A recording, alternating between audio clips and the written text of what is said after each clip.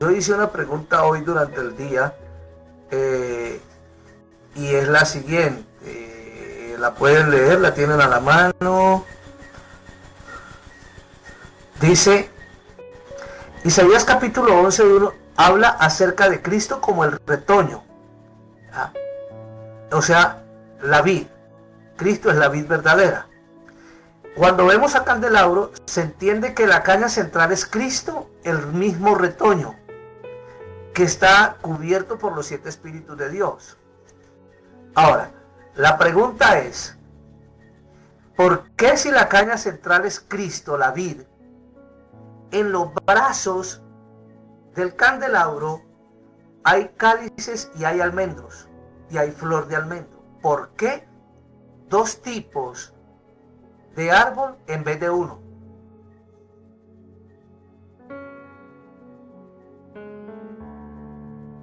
Yo sé que hay alguien que está que habla, pero no puede hablar. Quiero escuchar a los demás. Profeta Dora, quiero escucharla. Richo, quiero escucharlos. Me quedo pensativa. ¿Cómo así que un tipo de árbol profeta si hay uno? O sea, un árbol con todos estos elementos. A ver, miremos esto. Isaías capítulo 11, versículo 1, dice que Cristo es dice, y nacerá del tocón de la raíz de Isaí un árbol. Y esa raíz es la vid. Porque cuando hablamos de Cristo hablamos de la vid verdadera. Pero cuando yo miro candelabro en los brazos, me dice muy claro, habrán 3 copas, figuras de almendras o de almendros, una manzana y una flor. ¿Por qué? No, señora. Porque ellos son la vid, nosotros los pampas. Tiene razón, pero no es la respuesta.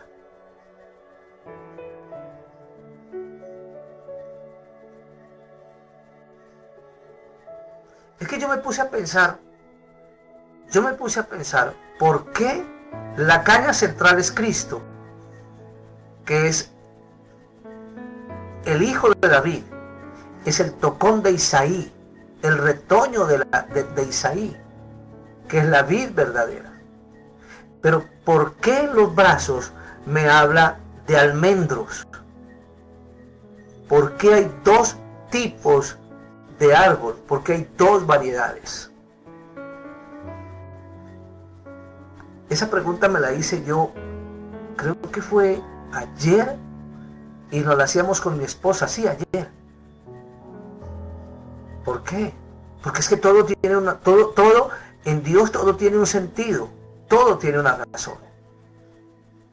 ¿Ves? Quiero que miremos esa parte. Éxodo 37:19 dice, y en él un brazo, 3 copas, figuras de almendras, una manzana y una flor. Y en el otro brazo 3 copas, figuras de almendras, una manzana y una flor. Y así en los 6 brazos que salían del candelero o del candelabro. Los 6 brazos hacen alusión a los 6 espíritus de Dios que gobiernan al hombre.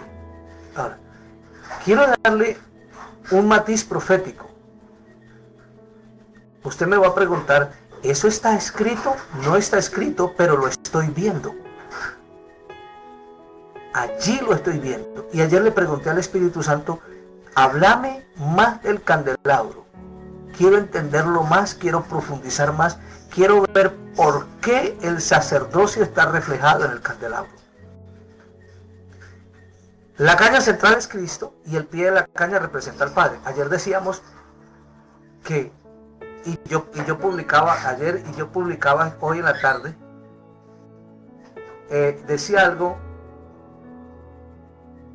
¿Dónde está?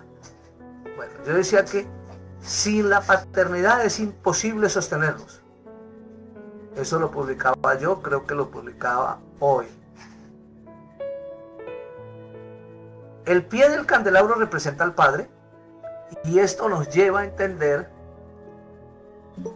Esto nos lleva a comprender que un sacerdote sin padre no tiene la dimensión de luz y no se puede sostener. Ojo, un sacerdote sin padre no tiene la dimensión de luz y no se puede sostener. Si un ministro quiere crecer, debe hacerlo al lado de un buen padre que le trace una ruta y lo lleve a cumplir el propósito de Dios sobre la tierra. Es decir, un padre que lo oriente y le dé porte, estatura, para lograr llegar a la meta final.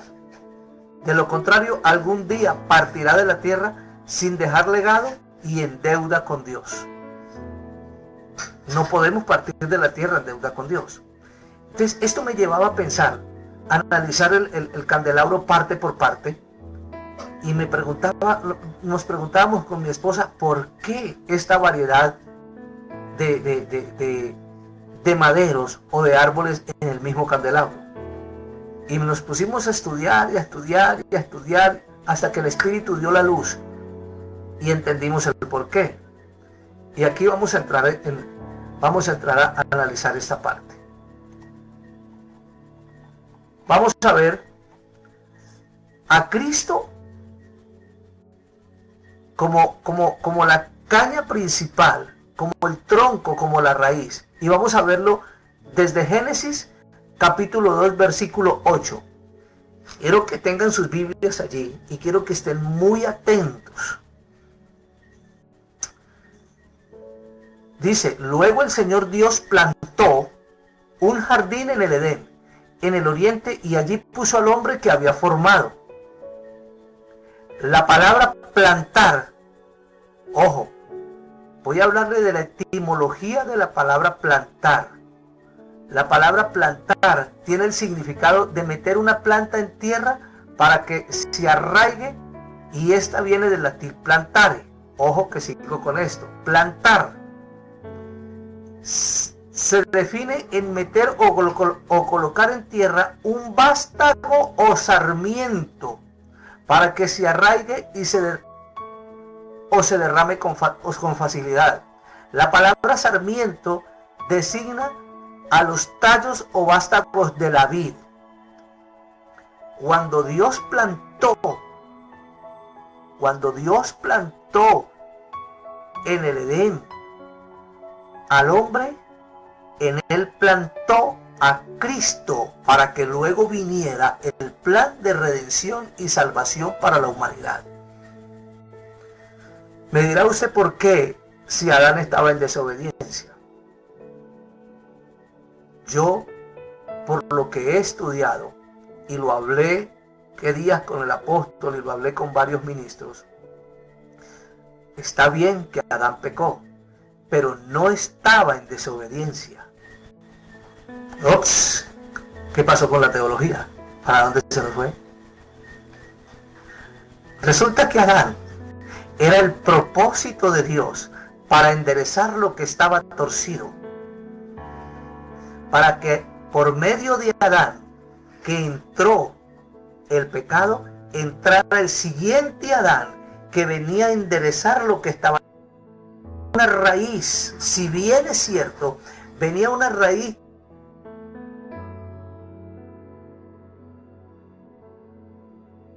de justicia, que luego tumbaría la raíz de iniquidad y daría a luz. Todo en la Biblia es propósito de Dios a favor del hombre. ¿Me hago entender, por favor, hasta allí? Escuchen bien lo que les estoy diciendo. Estoy mirando la etimología hebrea del verbo plantar. Usted me dirá, ¿usted está judaizando? No soy judaizante y me guarde Dios de judaizar.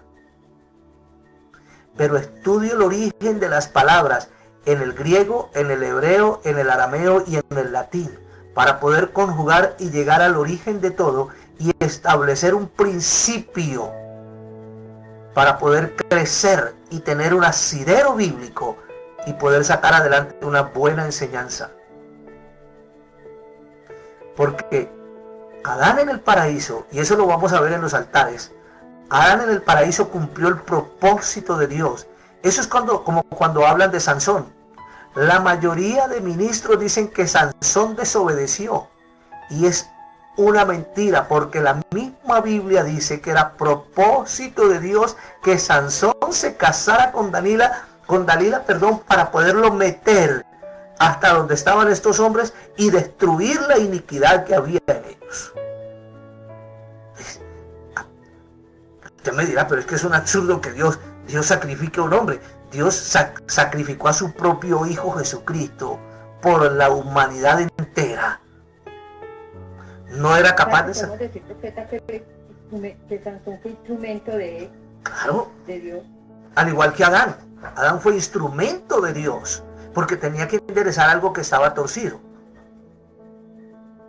A través de Adán, en obediencia, vino y dio su vida por nosotros, para que cuando Adán muriera en el pecado del Edén, luego viniera un postrer Adán a darnos una vida eterna y sobrenatural, a enderezar lo que se torció allí. Pero eso no se enderezó después con el pasar de los siglos. Eso se enderezó allí mismo, porque Adán levantó altar para Dios. Que mataron y hubo un cordero que sacrificaron, y allí se levantó el altar de la sangre, y allí fue cubierto Adán de pieles, y allí fue cubierto Adán de sangre en el paraíso. Pastor, dígame en qué versículo dice que Adán fue cubierto de sangre. Yo le diría, amado, léase los 3 primeros capítulos de Génesis con detenimiento y mire el sacrificio del cordero allí en esos 3 primeros capítulos. Los 3 primeros capítulos de Génesis son para mí el evangelio de Adán. Hasta allí. Pero para llegar allá hay que meternos, bajar mucho material. Hay que mirar la Midrash que dice, hay que mirar qué dice el apócrifo de Adán. ¿Qué fue lo que pasó? Porque cuando usted lee este material se va a dar cuenta de que en Adán se cumplió, Adán le fue entregado todo, luego lo que empezó a hacer Moisés, y luego lo que hizo Abraham, y luego el legado de Cristo para la humanidad. Todo tiene un principio, todo tiene un fin, todo tiene un derecho. Dios no hace las cosas a medias, sino que Dios revela sus misterios para los hijos. Seguimos adelante. Vástago o tronco es todo lo que queda de un árbol que una vez fue poderoso y después haya sido reducido a la nada. ¿Quién fue Adán? El primer sacerdote, hombre poderoso en el paraíso. Fue reducido a la nada por causa del pecado. Pero quedó una raíz que tal vez para muchos no vale. Tal vez muchos ven a Adán como un hombre que no vale la pena, el miserable que entró el pecado a la tierra. Pero para mí, cuando yo miro a Adán desde otra perspectiva, desde la óptica profética y apostólica, yo miro a un Adán que fue capaz de dar su vida, de sacrificarse para que entrara Cristo en escena y salvara al mundo. Luego viene Abraham, luego viene Isaí, luego vienen otros hombres que entran en escena a hacer el mismo trabajo. El mismo Sansón entró en escena y en obediencia a Dios se sacrificó para que en ese tiempo los que estaban allí fueran salvos. Luego viene, con el transcurrir del tiempo, viene Cristo, hecho hombre, el Hijo de Dios, 100% hombre, 100% divino, a dar su vida por nosotros. Y la gran sorpresa es que a Cristo no lo mataron los romanos. Ops. Y la Biblia lo dice. Si la Biblia no... Si a los suyos vino y los suyos no lo recibieron, fue así. Sí, pero es que a Cristo no lo mataron los romanos. Lo mataron por los religiosos, ¿no? Tampoco. Tampoco. Por favor, ¿qué dice Isaías capítulo 53?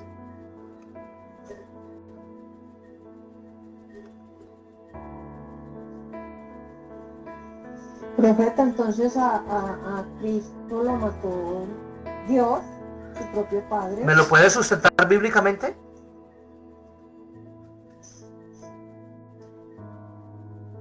Porque él fue quien entregó a su propio hijo. O sea, texto bíblico no, pero mirando de que Dios entregó a su único hijo para salvación nuestra, para redención de nuestros pecados. Ajá. Como dice en Isaías, que fue molido. Bueno, entonces... Allí, siga. Padre, que te Dios. Siga, ¿qué dice Isaías? Dígame lo que dice Isaías. Isaías, a ver, en el momento no lo estoy leyendo, ya lo busco, pero dice que en Isaías 53 dice que fue molido, fue a la cruz, o sea, para redención de nuestros pecados. Pero hay una palabrita clave en Isaías. Isaías 53. Fue herido por nuestra rebelión. Allí, ¿fue qué? Herido. Allí, pare allí. La palabra herir significa romper un cuerpo sólido contra otro en su etimología. Romper un cuerpo sólido contra otro, desmenuzar, matar. El mismo Dios sacrificó a su hijo. El Padre sacrifica al Hijo a favor de la humanidad. Dios es un Dios de pactos y Dios es un Dios de sacrificios. ¿Me hago entender? O sea, estamos viendo la palabra desde la óptica apostólica y profética. No desde la teología plana y básica que nos han enseñado. Gloria a Dios por la teología plana y básica. Pero la teología plana y básica, si no la llevo a la luz del candelabro, jamás me será revelado los misterios del Padre. Jamás. Hoy les voy a soltar esa perlita. En el transcurso de los días les suelto otras perlas más que se encierra allí en la muerte de Cristo. Ayer les dije, Satanás nunca persiguió a Cristo para matarlo porque no podía matarlo. Ahora la pregunta es, ¿por qué lo persiguió? Eso lo analiza a la luz de la palabra y mañana lo pueden decir. O si lo ven ahora, me lo pueden decir ahora. Seguimos adelante. Entonces decimos que lo que fue Adán en el paraíso, según la descripción de lo que es el vástago o el tronco, lo que queda de un árbol poderoso y después ha sido reducido a la nada. Por eso dice, del tocón de Isaí, de la raíz de Isaí, nacerá un árbol. Un día Adán fue un gran sacerdote, cayó en desgracia, quedó reducido a la nada, pero en él quedó una raíz, que esa raíz es Cristo, el que luego viene a tener vida, viene a crecer, viene a florecer y viene a echar sus ramas, que las refleja allí en el candelabro. Estamos hablando de Cristo como la vid. Ya vamos a ver por qué en el candelabro se reflejan los almendros. ¿Qué es un sarmiento de vid y cuál es la importancia que tiene? La vida de un brote de la vid desde un comienzo en pámpano o su cierre de ciclo en sarmiento.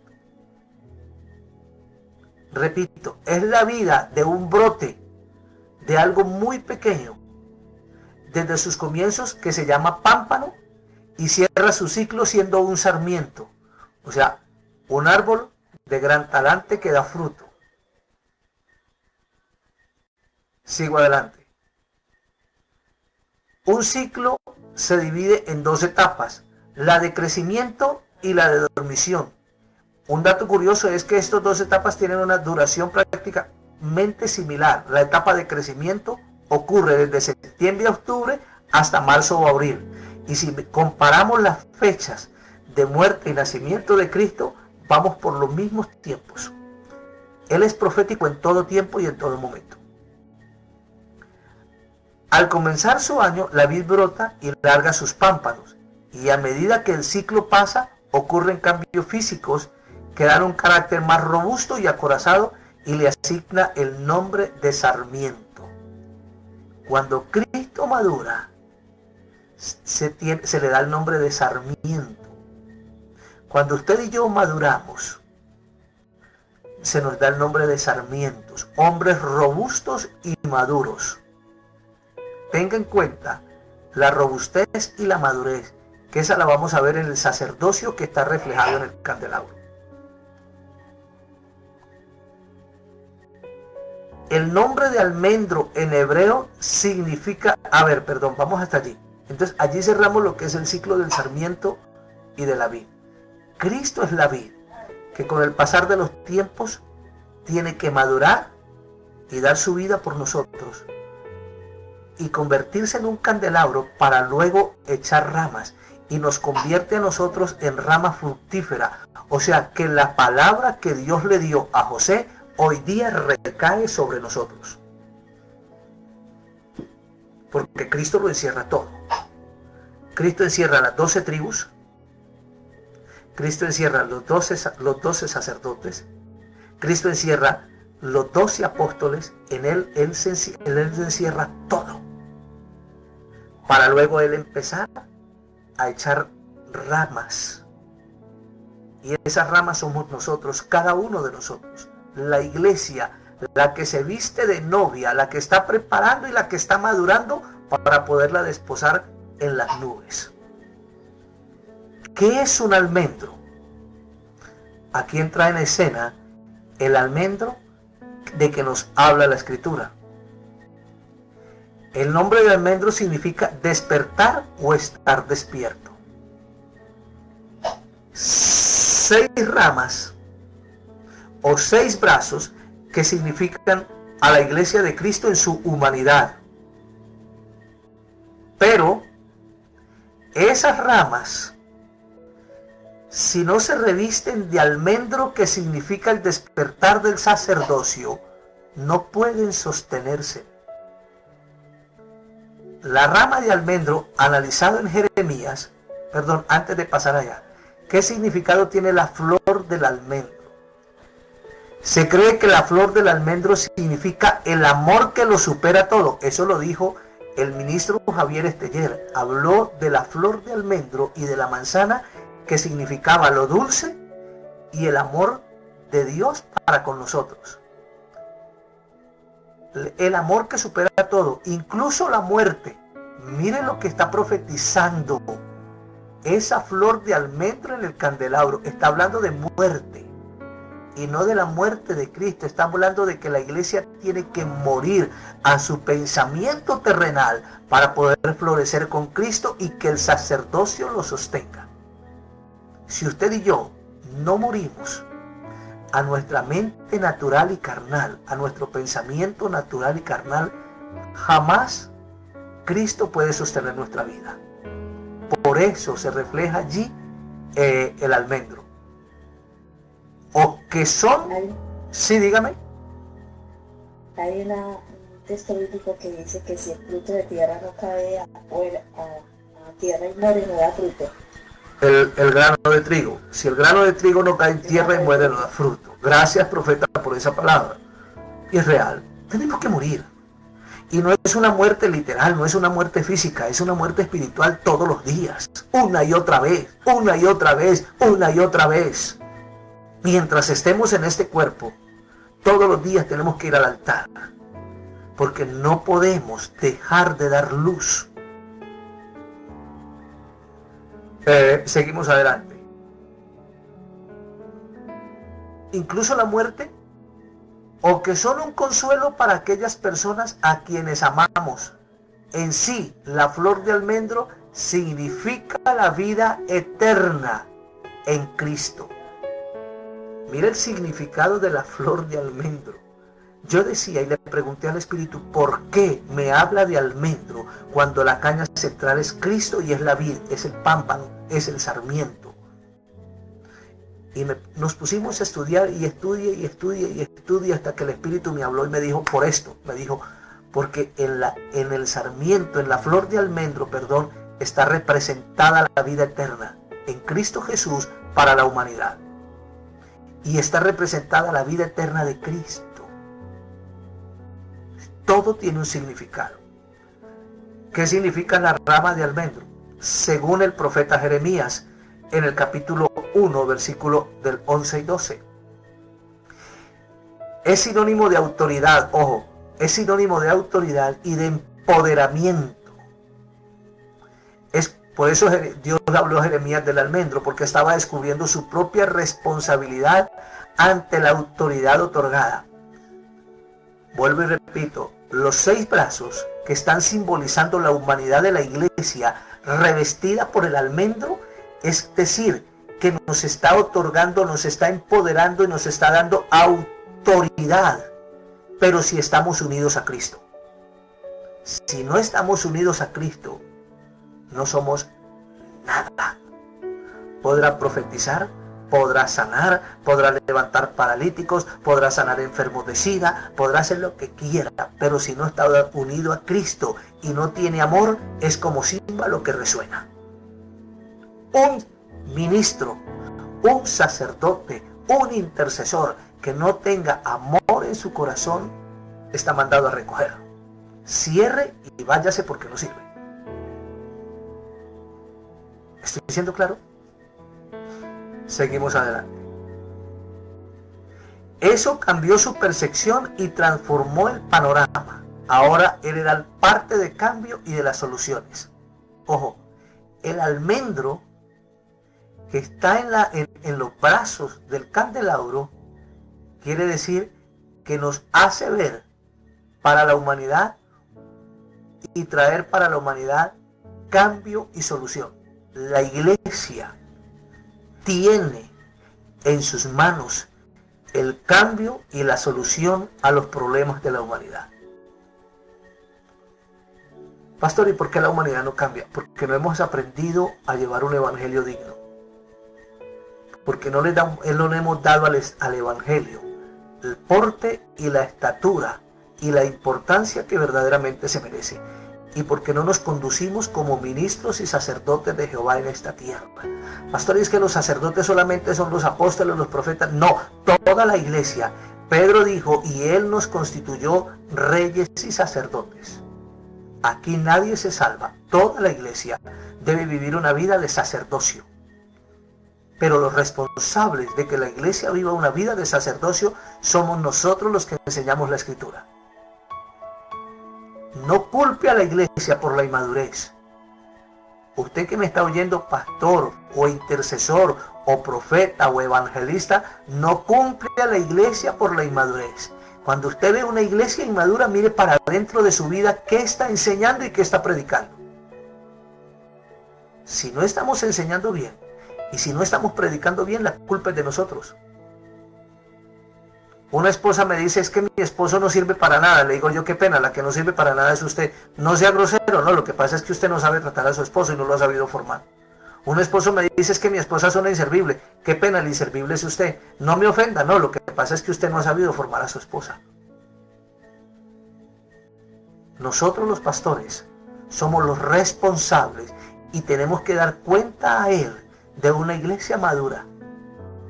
Un día le van a preguntar, ¿dónde está el hermano, la hermana fulana de tal? Y usted tiene que levantar su brazo y decir, aquí está a mi lado. Usted y yo tendremos que dar cuenta ante Dios por cada persona que estamos pastoreando. ¿Me hago entender? ¿A dónde va el significado de la flor de almendro en el candelabro? Mire lo que dice Jeremías. La palabra de Jehová vino a mí diciendo, ¿qué ves tú? Veo un almendro. O sea, me estás poniendo responsabilidad. Dios nos ha revestido de sabiduría y de inteligencia y nos ha dado responsabilidad.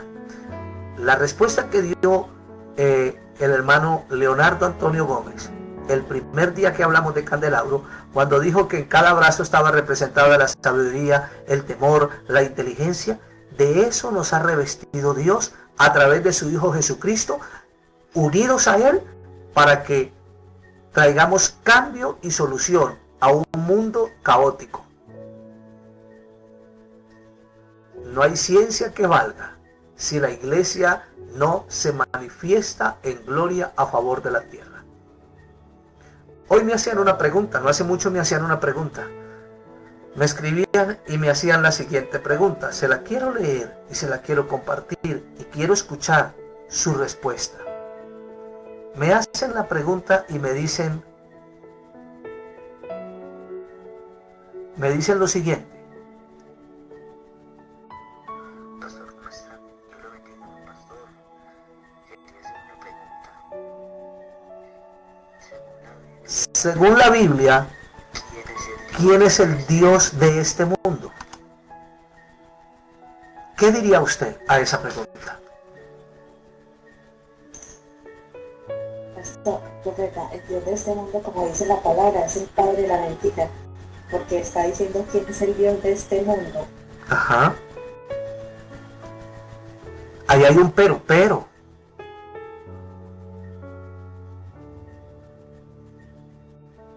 Pero hay alguien que es más poderoso que él, ¿Quién es? que es nuestro Padre Celestial. A ver. Aterricemos las cosas.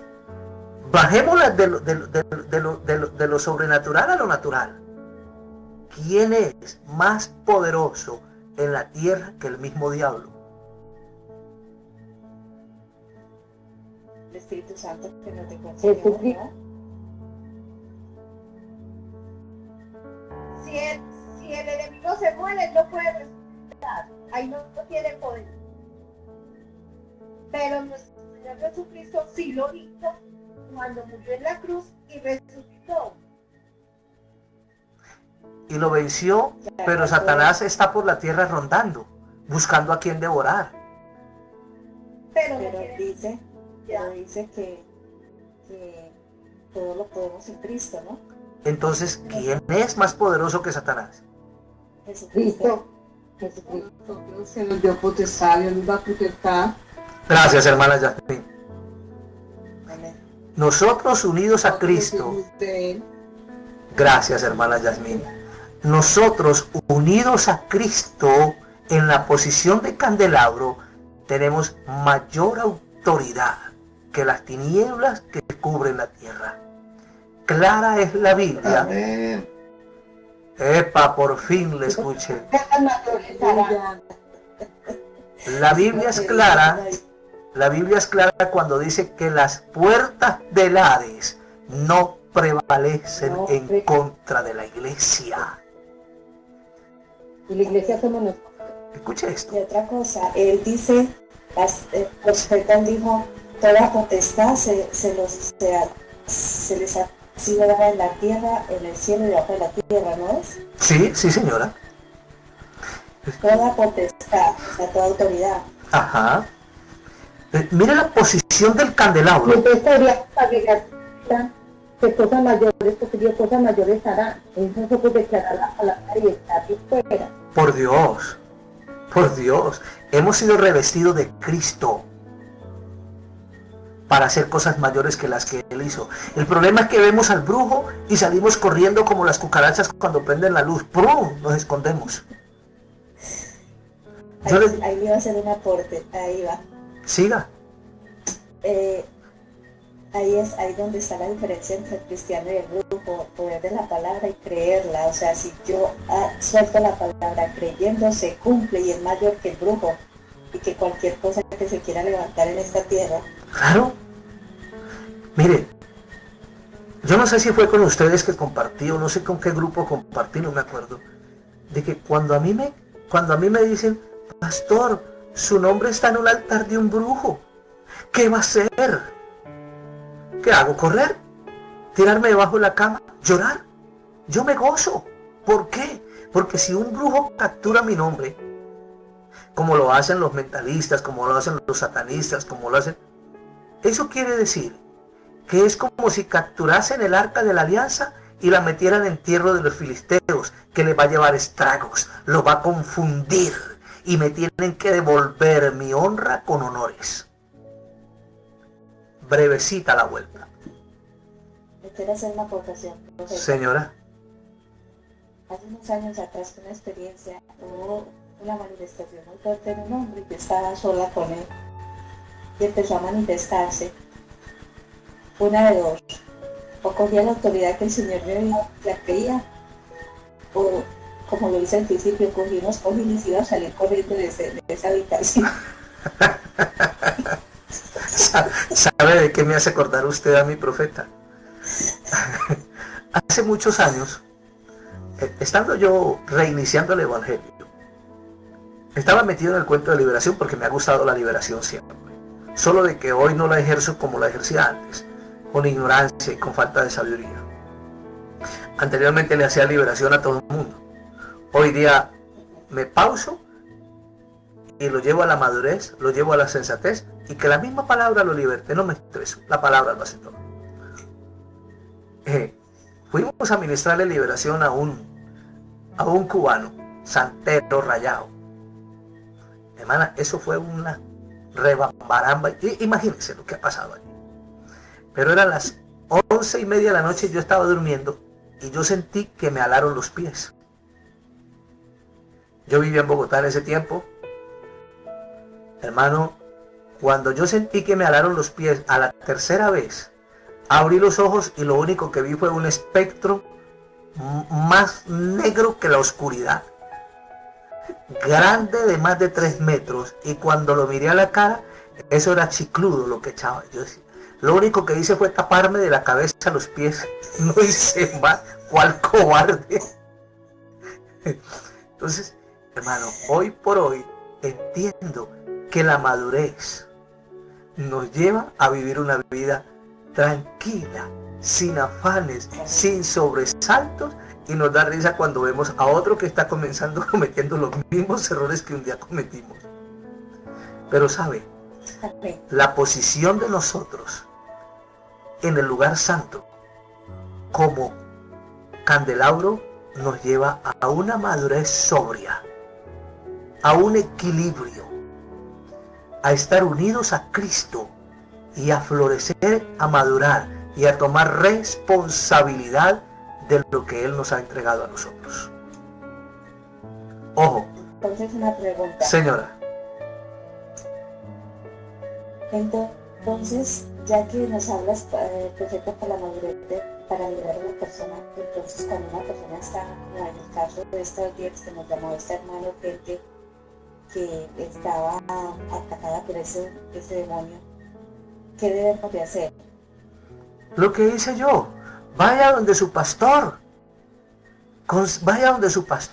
pídale perdón y que él le ministre. Pero, a ver, si yo soy el pastor, en este momento, si yo fuera el pastor de ella, la traigo, la bendigo, la confronto, la llevo a renunciar, a pedirle perdón a Dios por su estado y la llevo en un proceso de consolidación para que ella adquiera compromiso con Dios, y cuando ya haya adquirido compromiso con Dios, entonces allí le ministro primero sanidad interior, porque tiene dolor en su alma, tiene falencias, tiene rotura, tiene vacíos en su alma, que esos vacíos la llevan a estar atada, y luego sí, entonces allí se le ministra paz en su corazón para que la misma paz del Espíritu Santo le traiga libertad sin necesidad de vomitar. Sí, pero lamentablemente eso no se hace.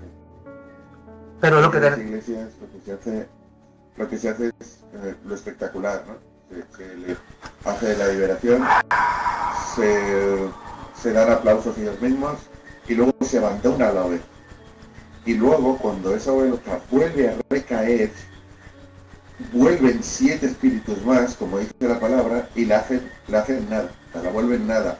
Y luego encima, desde la iglesia se le acusa de que como está pecado y no ha cerrado puertas, pues entonces han vuelto a ella, a esa persona. A ver. De las responsabilidades del ministro de turno ¿Qué ha hecho la liberación? Eso le iba a decir. Yo tengo que ser, ella no tiene la fuerza para cerrar las puertas. Yo tengo que tomar la posición de ella y cerrarle las puertas del inframundo y traerla al seno paterno y llenarla y revestirla de amor, del amor de Cristo que está en mí, para que ella tenga la fuerza suficiente. Cuando ya madure, la voy soltando y la voy soltando hasta que ella crezca y ella adquiera su propia madurez y adquiera su propia responsabilidad. Profeta, sí, pero es que entonces no me he hecho entender porque la pregunta va. Yo sé, entiendo todo lo que me estás diciendo y es el conducto, pero cuando una persona está en ese momento, está así como ella, en el caso cuando me llamaron que ella estaba ahogando ese demonio, ¿qué hace uno? Lo tomo, lo sujeto por mi autoridad, le ordeno que no le haga daño y empiezo a consolidarle. No le ministro liberación. Sí, sí. No le ministro liberación por lo que dice el ministro Javier. Le voy a hacer un daño, sería un irresponsable.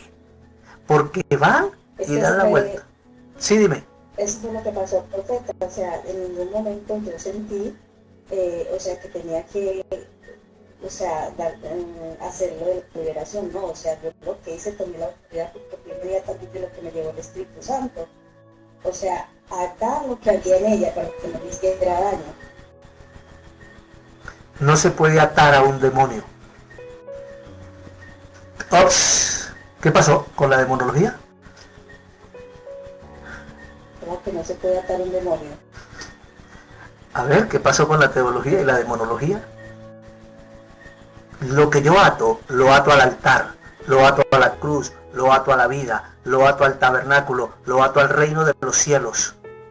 A un demonio le doy la orden de que se sujete a mi autoridad, que cese la operación diabólica, porque esa vida no le pertenece a él sino a Cristo.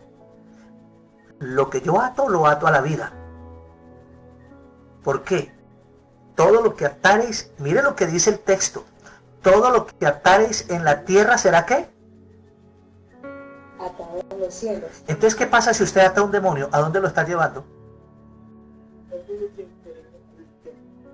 Al cielo. Lo dejas inoperante. Y ahora me gustaría comentarle algo, por experiencia hablo. Yo fui poseído, yo tenía 3 demonios en mí. Y a mí una persona con autoridad, cuando yo me estaba manifestando, me dijo unas palabras clave. Te ato en el nombre de Jesús. Te ato en el nombre de Jesús. Inmediatamente la manifestación paró.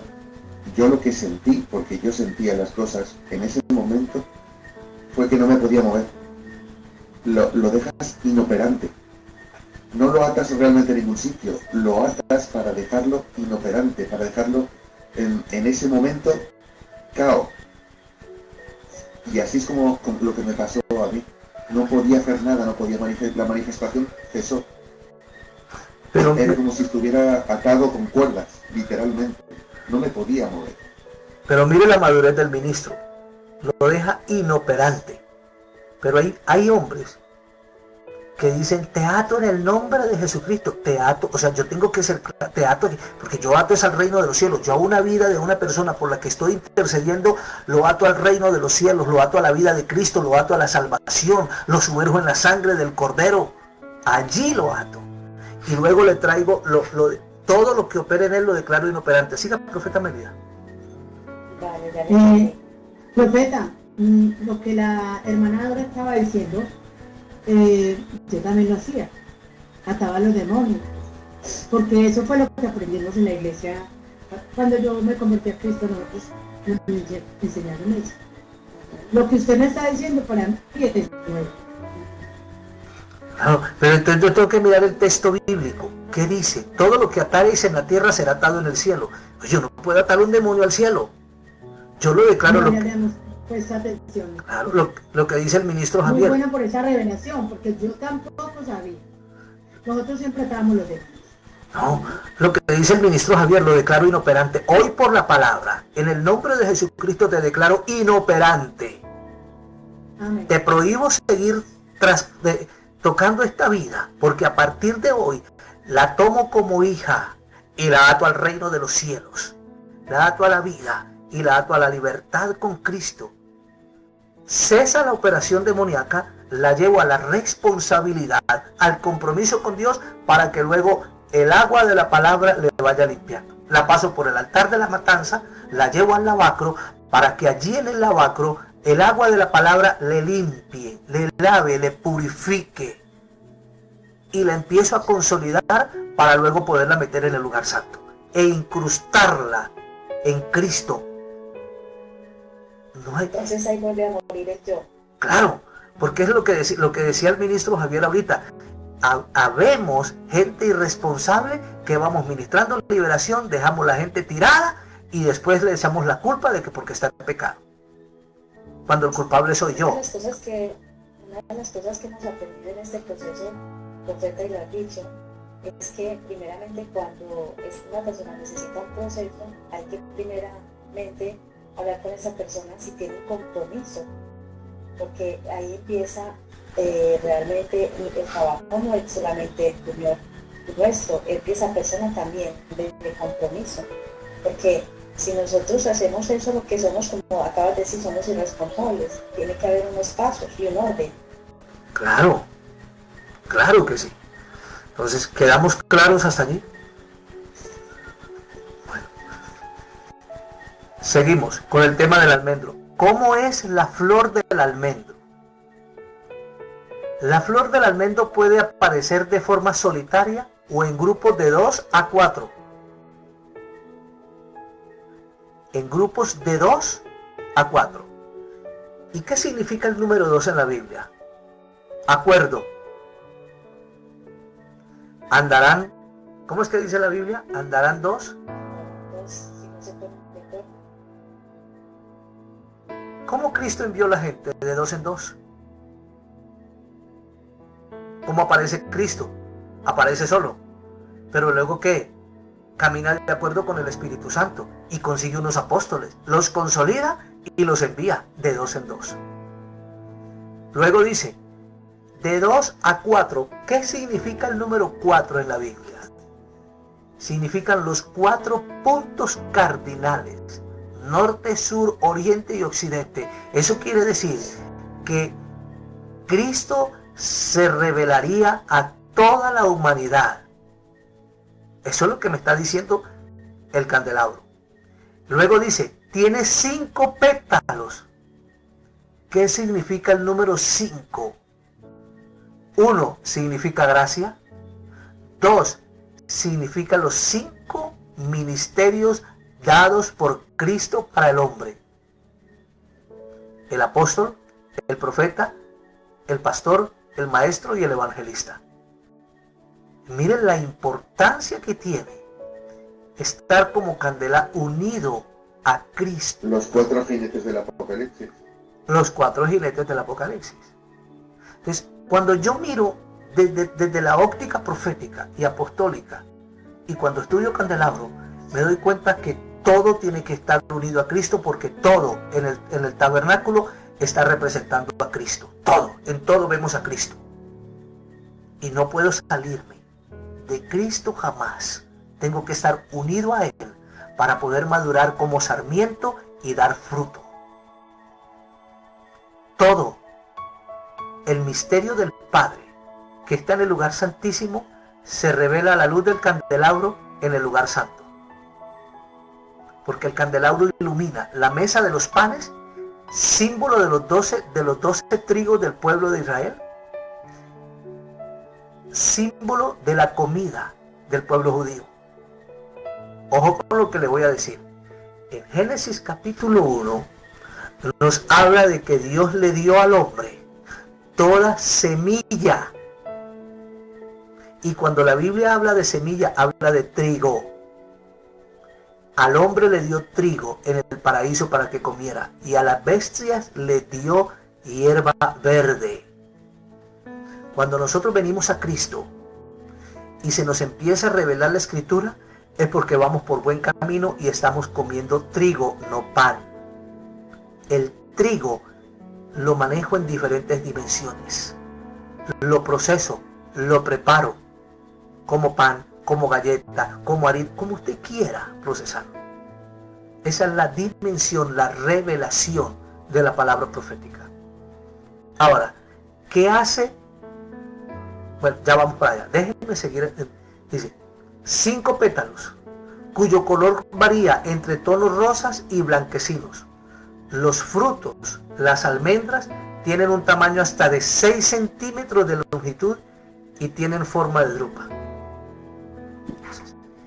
Tienen un tamaño de 6 centímetros.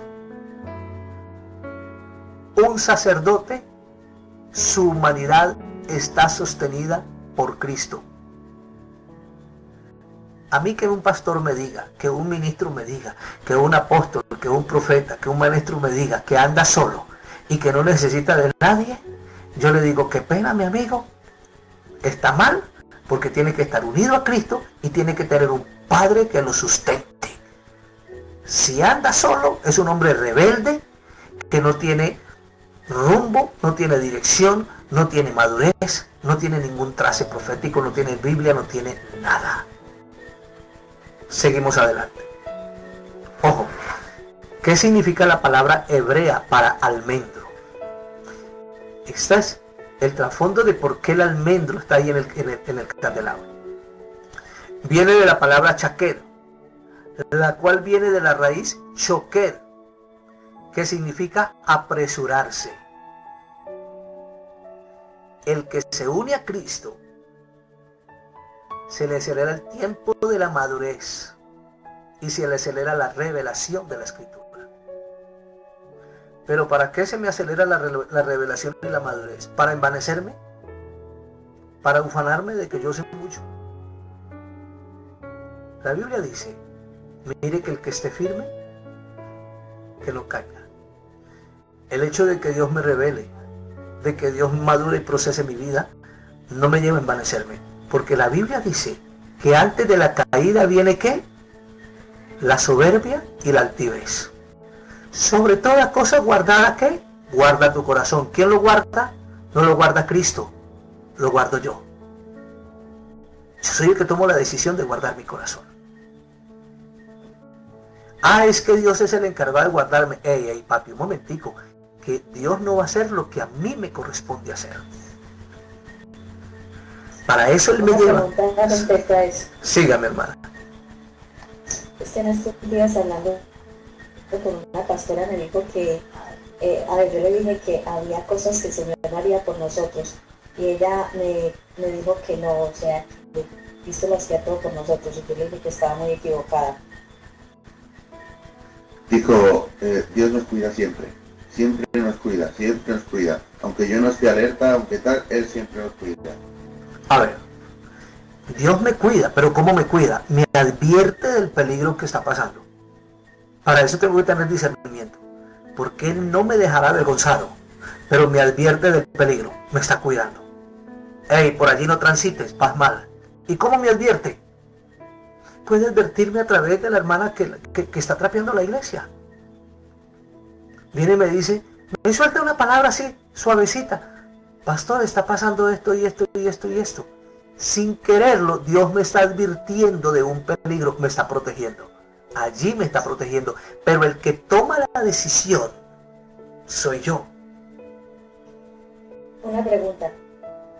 Cuando el Señor te ve a una persona y le habla tantas veces de exhortación, de que no vayas por ese camino y la persona no quiere hacer caso, el Señor te sigue dando palabras que se hace ahí. Hermana, la suelto. La suelto porque no puedo echarle las perlas a los cerdos, hermana. Yo no puedo soltarle trigo a una persona que quiere comer pan. Y no le puedo dar pan a una persona que quiere comer migajas. Entonces la dejo que siga, oro por ella. Voy a lo secreto y le oro a Dios. Ahora, para que el Señor tenga misericordia. Para que el Señor tenga misericordia. Pero si ella no quiere tomar la decisión de volverse atrás de su mal camino, ni Dios puede hacer algo allí. Le voy a decir qué pasa. Contradecía a Javi y a mí, nos decía que le decía, hay cosas que Dios no hará por nosotros. Y ella decía que no. Y de hecho la última palabra que me dio Dios Y Dora me preguntó si la vas a dar, y yo no siento dársela. Porque en esta palabra el Señor me está hablando de lo que le va a pasar, de las consecuencias. Pero ahora ya habla de consecuencias, ya no es una advertencia. Ya está, ella ya ha tomado la decisión. Va a acarrear con estas consecuencias sí o sí. Yo ya le advertí, ya le hemos dado palabra. Yo no siento decírselo. Ahora es lo que va a cosechar. Ajá. Esa fue la última palabra. Que es lo que iba a cosechar. ¿Sabe qué hace Dios allí? Se la suelta para que las tinieblas la porreen, pero le salva el alma. Repito, la Ahí suelta donde para que dice la palabra profeta, dice que él entrega el cuerpo para destrucción, para que su alma sea salva. Sí, eso se cumple allí. Vale. Porque Entonces Dios ahí es donde ella pasa por un proceso doloroso y después le echa la culpa a Dios cuando tuvo advertencia, ¿no? sí, señora. Pero allí debe haber una persona que esté acompañándola, por terca que sea, debe estar vigilándola muy de cerca. Y orando muy de cerca y mirando el proceso. Amén. Porque en cualquier momento, Porque, siga. sí, Sí, profeta, estoy de acuerdo con usted porque mi esposo me decía, pero ¿por qué no la sueltas? Y yo le digo, porque mi deber es orar por ella. sí, claro. Hasta Ora. que el Señor me diga, suéltala. Ajá, ese es. Entonces, hermana, si le dijeron eso, están equivocados en su apreciación. Dios me advierte del peligro. Esto es un cuidarme. Eso es cuando el papá le dice al niño, no meta los dedos allí que le va a pasar corriente. Lo está cuidando, lo está guardando. Pero el niño de terco va y mete el dedo. ¿Quién tuvo la culpa? ¿El papá? No. El niño que tomó la decisión de meter sus dedos allá. Y eso nos pasa a los viejos. No vaya por allí. Me han dicho, mire, profeta, no se meta por allí que hay ladrones. Ah, Dios me guarda. No, un momentico. Dios me está guardando a través de esa persona que me está advirtiendo que allí hay ladrones. Mi deber es ser diligente y salirme de allí e irme por otro lado. Amén. Es mejor que digan, por aquí corrió un cobarde y no aquí cayó un valiente. Es mejor. Seguimos adelante. Significa, la palabra entonces hebrea significa, almendro significa apresurarse. Si ajusta a su naturaleza, ya que el almendro es el primer árbol frutal en apresurarse a florecer. Por eso Dios le preguntó al profeta, ¿qué ves tú, Jeremías? O sea que Jeremías tenía una visión clara de lo que Dios estaba haciendo con él. Jeremías estaba claro. Sabía lo que Dios estaba haciendo con él y sabía Dios a dónde lo iba a llevar. Dios usa la naturaleza del almendro para decir que Él apresura el cumplimiento de su palabra. Ojo, la palabra profética es como el almendro. Acelera el cumplimiento de la palabra a favor de una persona, un hogar, una familia, una nación, un pueblo, un barrio, etc. La palabra profética. Por eso tenía manzanas, porque la palabra profética tiene que ser dulce. Dice, el Señor le dijo a Ezequiel, come del rollo y te será dulce al paladar y amargo en el vientre. ¿Qué quiere decir esto?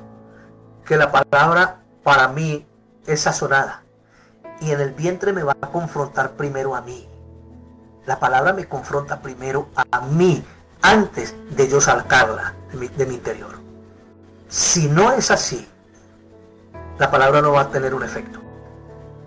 Porque Dios siempre confronta primero al ministro. Y si lo vemos bíblicamente representado en los grandes profetas, en Ezequiel, en Jeremías, los trilló, les hizo comer estiércol y luego los dijo, van y llevan esta palabra. Entonces, primero la palabra confronta al ministro y luego debe volver a salir, pero sale dulce y la envía a una persona, el caso lo que dice el ministro Javier y la profeta Dora, la envía y tal vez se adulce en el paladar y amarga en el vientre, pero la rechaza.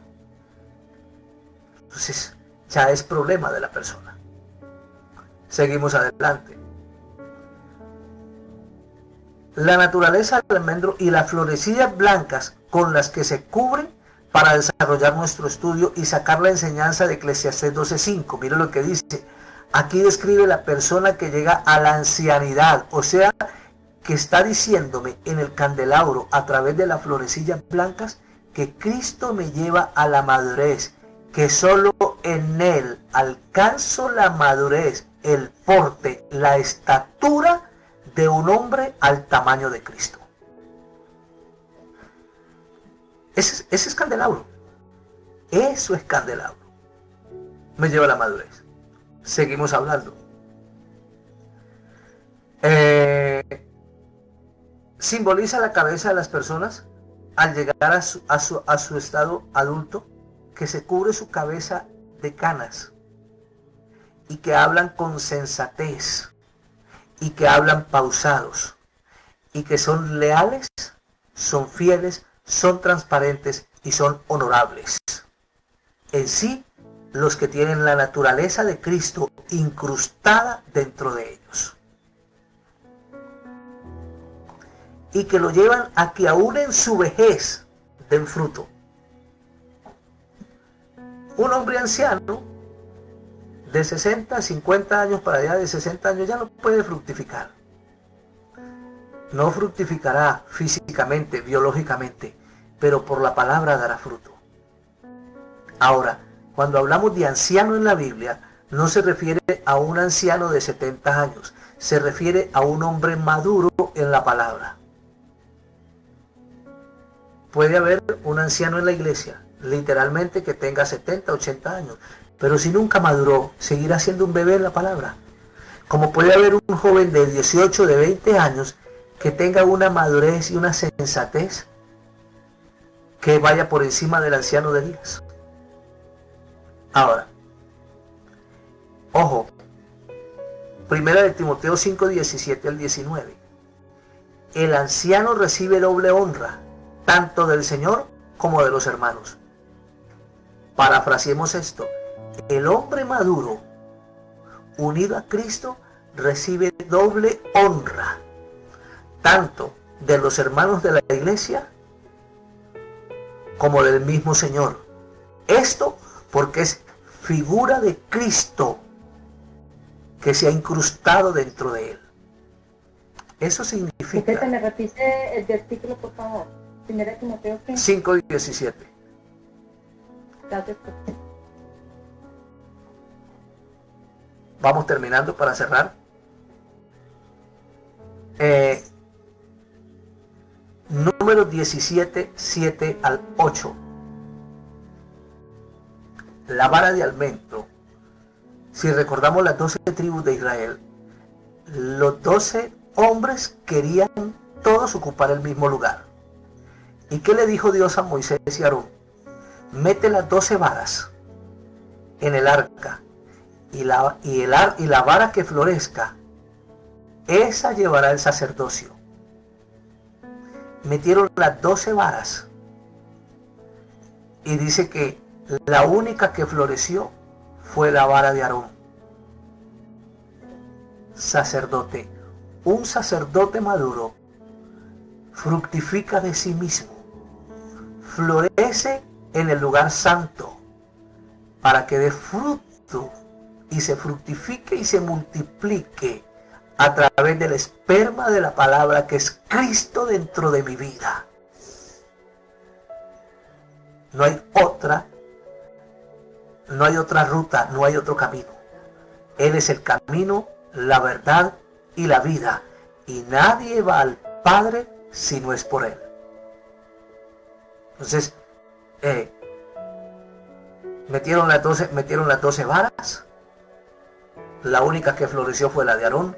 Pueden haber miles de apóstoles, pueden haber miles de pastores, pueden haber miles de profetas, pero si ninguno está verdaderamente unido a Cristo, no van a florecer y no van a dar fruto y no van a ser transformados. Esto nos lleva a entender, mis amados hermanos, que la iglesia, la novia del Cordero, debe estar unida todo el tiempo.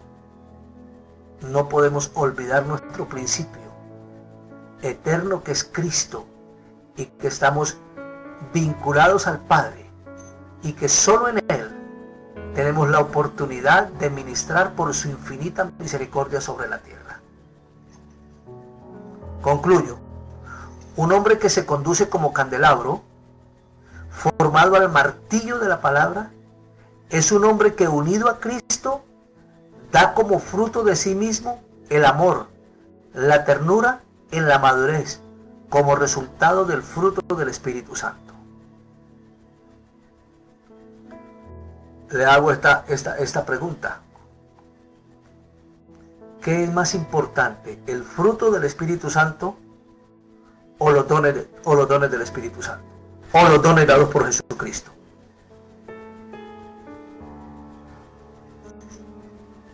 Yo creo que las dos cosas deben de ir juntas, ¿no? Tanto el fruto como los dones. ¿Quién opina? ¿Quién más puede opinar? El fruto. Lo uno sin lo otro no tiene sentido. Lo uno sin lo otro no tiene sentido. Si tengo todos los dones, si hablo en lenguas, si tengo discernimiento, pero no tengo el fruto del Espíritu que se manifiesta en último término en el amor, No soy nada. no sirve de nada. ¿Y de qué me sirve hacer milagros si no tengo el fruto del Espíritu Santo? Entonces esto me lleva a entender que Entonces es fruto. lo que me sostiene es el fruto del Espíritu Santo. Porque un hombre que no dé fruto, que no muestre el fruto, será un hombre que solamente haga exposiciones, solamente un hombre que se muestre, que haga shows y no más. Y aquí no estamos para hacer shows. Aquí estamos para dejarnos guiar por Cristo, para que la palabra, el verbo nos sustente y el fruto muestre la grandeza de Dios a través de nuestra vida. Porque cuando se opera un milagro fuera del vínculo perfecto del amor, lo único que hago es envanecer mi corazón y quererme mostrar yo y no muestro a Cristo. Profeta, Siga, hermana. que usted mismo decía, Dios no puede respaldar a este ministro que haga milagros, señales y prodigios, pero no tiene la madurez necesaria.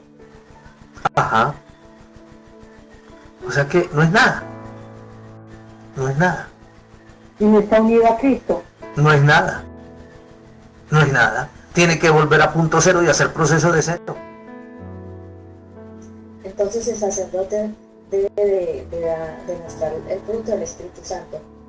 Sí, señora. Antes que los Dice la milagros. palabra, y por los frutos los conoceréis. Antes que los milagros, el fruto. Puede que no haga milagros. Puede que no sane a nadie. Puede que no profetice. Pero es un hombre que ama, que se ama a sí mismo y que sabe amar a su prójimo. Está dando fruto. Y será el más grande dentro de una iglesia que se mueve en milagros, en liberaciones, que hagas de todo, que tumbe los tarros, que dañe baterías, que toque el piano. Pero si no hay amor, si no hay fruto, no pasa nada. Y eso lo tiene claro el ministro Javier. Y quiero que nos quede claros a todos nosotros. Sin el fruto, somos como címbalo que resuena. Los que vayan a ministrar la Santa Cena, la tienen a la mano, vamos a orar por los que la tengan y no la tengan. Igual, somos hijos del Dios viviente. Amado Dios y Padre Celestial, te doy gracias por este nuevo amanecer. Te doy gracias, Padre, porque en tu infinita misericordia nos instruyes en el camino de la perfección, en el camino de la lealtad, de la fidelidad. Padre, bendecimos al Espíritu Santo que nos ha llenado de ese fruto sobrenatural, que nos ha unido a Cristo, al candelabro, y nos ha hecho ramas fructíferas. Padre, hoy por la palabra y por la sangre del Cordero, a través de la Santa Cena, Señor, que el Cordero, que Cristo se incruste cada día más dentro de nosotros. que haya cada día más crecimiento de revelación en el lugar santo, que podamos ser entendidos en los tiempos de Dios, que podamos ser entendidos en el mover profético, en la intercesión profética. Padre, que como ministros podamos renunciar cada día a la vanidad, al orgullo, a la soberbia, a la altivez de corazón. Que podamos guardar nuestro corazón. Señor, tú lo demandas. Dígale, Señor, y yo quiero hacer lo que tú demandas. Quiero guardar mi corazón. Tan solo necesito de ti la fortaleza para seguir adelante y sacrificarme todos los días en el altar, para tener una vida, Señor, digna en esta tierra. Padre, hoy bendigo la vida de cada ministro, de cada intercesor. Bendigo la vida de los pastores. Padre, le pido perdón a cada hermano por si un pastor le ha maltratado la vida, por si un pastor le ha maltratado la iglesia, por si le han hablado sin revelación y sin conocimiento. Padre, yo pido perdón y ruego en tu presencia que los cielos se abran a favor de cada vida, y con ello bendigo las familias, bendigo la descendencia hasta las 1000 generaciones, Padre. Y hoy por la palabra declaro inoperante las tinieblas, Señor, que venían cubriendo la vida humana.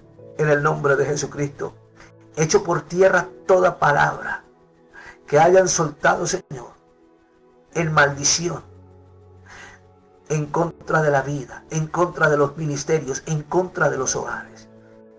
Y por la palabra, Señor, se activa la fe de Dios en cada vida, en cada corazón, y el amor de Jesucristo, que podamos florecer como el almendro, que podamos dar fruto, Señor, que podamos ser revestidos de Cristo con madurez, que estemos unidos siempre al candelabro. Padre, bendigo la vida de cada hermano como rama fructífera, para que pueda crecer ante el altar todos los días y que no haya obstáculos ni barreras que lo detengan. Los bendigo con la fuerza del búfalo y con el rejuvenecimiento del águila en Cristo Jesús, por el peso de gloria de la palabra y por la gloria de la sangre del Cordero, unidos a Cristo mediante el Espíritu Santo del Dios viviente. Bendigo el pan y bendigo la copa para los que la tienen en la mano, Señor. Y declaro la dimensión de la sangre y todos los beneficios de la sangre del Cordero se activen para los que tenemos la copa y para los que no la tienen, Padre. Que se activen todos los beneficios del cuerpo del Cordero. Y que el Señor se trabe, se incruste en el pensamiento humano. Y que todo aquel que está enfermo, que la sangre, Señor, le dé vida al tejido humano, que el cuerpo revista el tejido humano de los beneficios del Cordero. En el nombre de Jesucristo. Y que Cristo se entrone en el lugar afectado, dándole una nueva vida, creando un nuevo tejido y un nuevo órgano. Que aquel que esté afectado en sus emociones, Padre, la sangre le sane en el nombre de Jesucristo, por el peso de gloria de la palabra eterna. En Cristo Jesús. Amén y amén. Puede comer del pan y beber de la copa.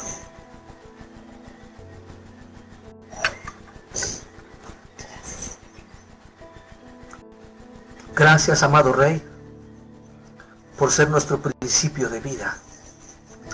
Gracias por ser aquel que madura nuestra vida. Gracias por permitirnos estar unidos al candelabro y ser ramas fructíferas. Dígale, Padre, gracias por sostenerme en Cristo, por hacerme uno con Cristo. Gracias por el Espíritu Santo, quien me trae revelación. Gracias, Señor, porque en mí hay largura de días, hay poder, hay riqueza y hay honra. Tú me la diste desde la eternidad. Y sé, dígale, Señor, sé que si obro bien y sostengo mi vida en obediencia, recibiré honra en esta tierra, pero no para vanagloria, sino para que sea glorificado Cristo en mí. Dale, Padre, bendigo mi familia, bendigo mis pastores y bendigo, Señor, toda aquella persona que me rodea. En el nombre de Jesucristo, amén y amén. Amén. Amados en Cristo,